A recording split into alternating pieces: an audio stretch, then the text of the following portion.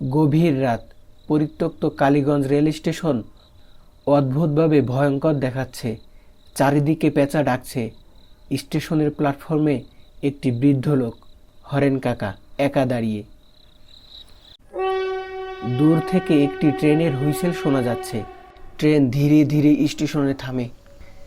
এই ট্রেন আবার ফিরল? না, এটা তো 20 বছর আগেই বন্ধ হয়ে গিয়েছিল। আমি এখানে কি করছি? ভেতরে অদ্ভুত আলো জ্বলছে, কিন্তু কোনো শব্দ নেই। হরেন কাকা ট্রেনের দিকে এগিয়ে যায়। কেউ আছে? এত রাতে ট্রেন, এখানে তো কেউ আসে না। হঠাৎ করে ট্রেনের দরজা খুলে যায়। ভেতর থেকে রতনের মতো দেখতে একটি মূর্তি ধীরে ধীরে নেমে আসে। আমাকে চিনতে পারলে হরেন? তোমরা সবাই ভুলে গেছ, কিন্তু আমি কিছুই ভুলিনি।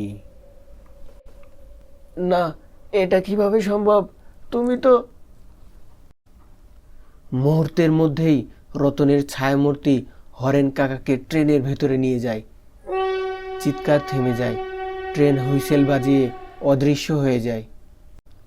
পরের দিন সকালে গ্রামের চায়ের দোকানে ভিড়। আকাশ নামে এক যুবক চুপচাপ বসে গল্প শুনছে। সবাই হরেন কাকার ঘটনা নিয়ে আলোচনা করছে। কাল রাতে হরেন কাকাকে নিয়ে গেল। এই অভিশপ্ত ট্রেন থেকে আর কেউ বাঁচেনি। কেউ আর ওই স্টেশনের ধারে যেও না। এই ট্রেন রতনের অভিশাপ। 20 বছর আগে ওকে যে অন্যায়ভাবে তাড়ানো হয়েছিল, তার প্রতিশোধ নিচ্ছে। রতন কাকা কে ছিলেন? তার সঙ্গে কি ঘটেছিল? আর এই ট্রেনের রহস্যই বা কি? সে চাওয়ালাকে জিজ্ঞাসা করল, কি হয়েছিল কাকা? 20 বছর আগে মিথ্যা অপবাদে গ্রাম থেকে তাড়ানো হয়েছিল হরেনকে। আকাশ নিজের মনে দৃঢ় সংকল্প করে, যেভাবেই হোক সে রহস্য উদ্ঘাটন করবে। আকাশ স্টেশনে যায়। চারপাশে নীরবতা। ট্রেনের শব্দ শোনা যায়। ধীরে ধীরে একটি অদ্ভুত ট্রেন স্টেশনে থামে।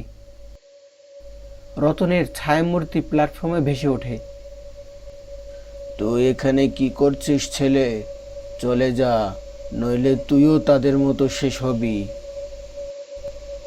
আপনি কি রতন কাকা? আমি সত্যি জানতে চাই, আপনি কেন অভিশাপ দিলেন? রতন চুপ করে থাকে। তার চোখে যন্ত্রণা ফুটে ওঠে। ধীরে ধীরে সে তার গল্প বলতে শুরু করে। রতনের সুখী জীবন।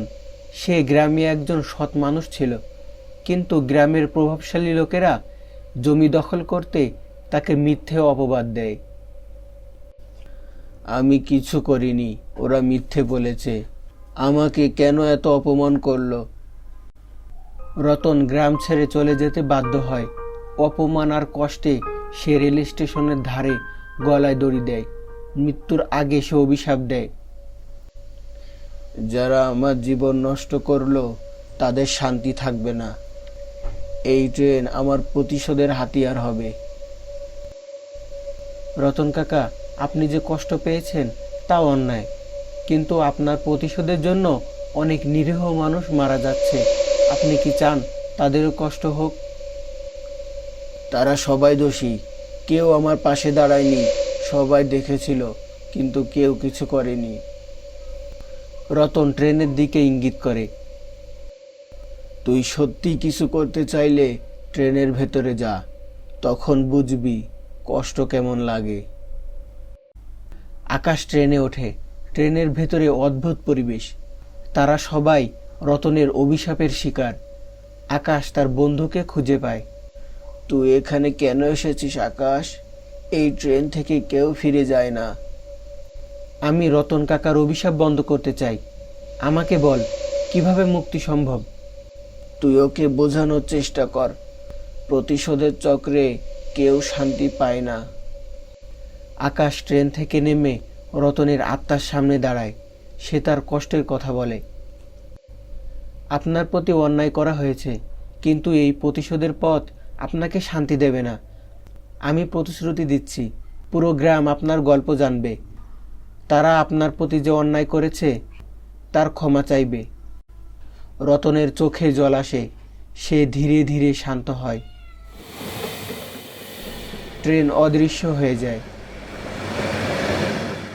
আকাশ গ্রামে ফিরে রতনের গল্প সবার সামনে তুলে ধরে। গ্রামবাসী দুঃখ প্রকাশ করে। তারা রতনের স্মৃতিতে একটি স্কুল বানায়। আমরা রতনকে ভুল বুঝেছিলাম, তার জন্য আমরা দুঃখিত। আমরা তার প্রতি ন্যায় বিচার করতে চাই।